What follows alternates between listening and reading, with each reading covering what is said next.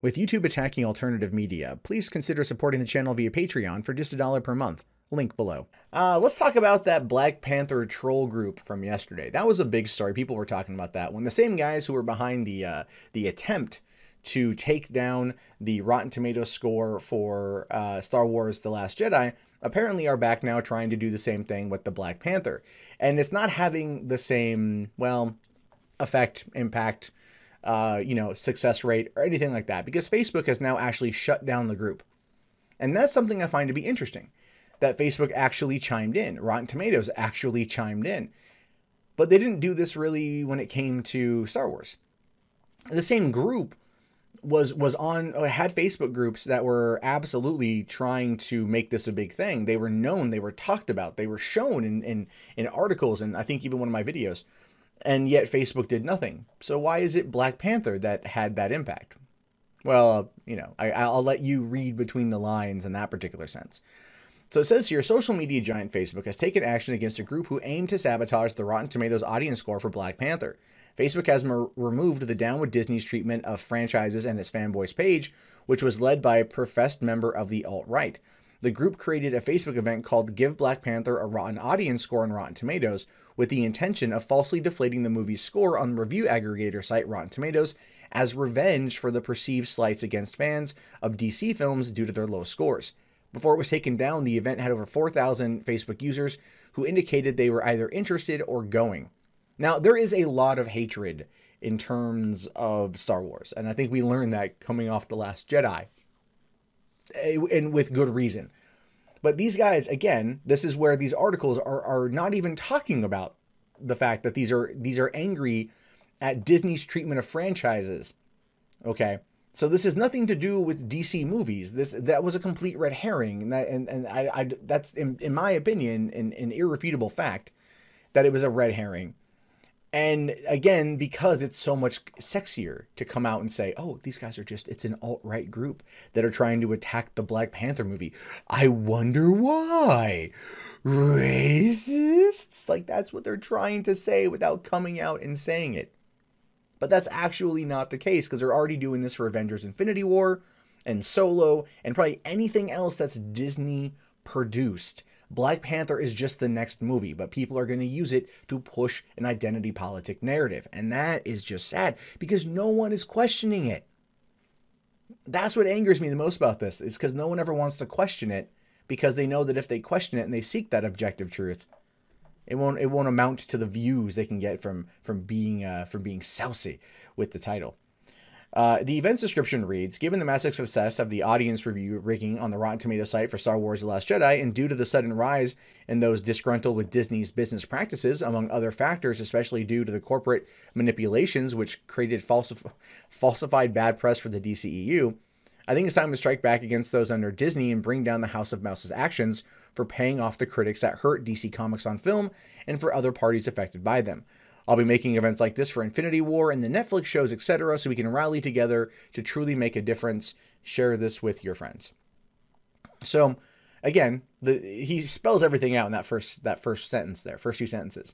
Okay, we don't want to give Disney any money. Okay, but then he goes on to spout a conspiracy theory about paid press.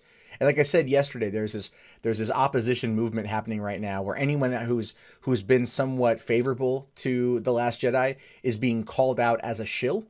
I mentioned World Class Bullshitters has 2 videos now where I mentioned about being a shill for Star Wars, even though I've criticized the movie multiple times. I will do that even in this very episode. We'll be criticizing Star Wars. And I just find it to be fascinating that this is just the level of disconnect that it's gotten to. And it just boggles my mind. Now, not only did Facebook take this down, Rotten Tomatoes actually responded to this entire ploy. And they said here, we at Rotten Tomatoes are proud to have become a platform for passionate fans to debate and discuss entertainment, and we take that responsibility seriously. While we respect our fans' diverse opinions, we do not condone hate speech. Our team of security, network, and social experts continue to closely monitor our platforms, and any users who engage in such activities will be blocked from our site and their comments removed as quickly as possible. Now, in the way that this whole thing went down on Rotten Tomatoes is it's more of a bot, creating fake accounts, so on and so forth. And so, is it going to have an impact? If they don't sit there and drop anything that would be considered hate speech into their reviews, will the system itself be able to pick up on it? Well, the last time they kind of did, because some of the reviews ended up jumping over to other movies, which is how people were able to figure out that a lot of that bombardment was in fact fake. But if you ask a lot of people now who look at the audience score for The Last Jedi, it's down to 48%. And they'll argue that seems about right. But I have to question how much of that is legitimate, considering the fact that Rotten Tomatoes will not come out and say that they've been manipulated, because that would ultimately hurt their business. But they're going to come out and say, we're working on it, we're trying to make it a thing. It just goes to show you that putting any kind of faith in these particular metrics, these kind of aggregate websites, these kind of systems, ultimately doesn't really have much of an impact. It's not really worth it to put faith in the system. If they can be easily manipulated, or if you believe, like the Down with Disney franchises guys, that they've been able to pay, the studios that is, have been able to pay for positive press. I just kind of want to float this theory at the end here, is if that accusation is true, don't you think that Warner Brothers, that has a stake in Fandango and also a larger market share than Disney as a whole, would therefore be paying for positive press if this was in fact a thing? It's not, because it isn't. These guys that are defending the movies are doing it from an ideological narrative probably 8 times out of 10. Right? If you go and you read the articles, you can go and read articles about Star Wars The Last Jedi and then bring up articles in response to the criticism against Ghostbusters 2016, and you will see almost the identical playbook being used. Because that is the ideology, the narrative that those guys espouse. They're not paid. They're just dumb. There's a huge difference. But I actually am glad that this group got taken down. I don't feel like this adds anything to the situation.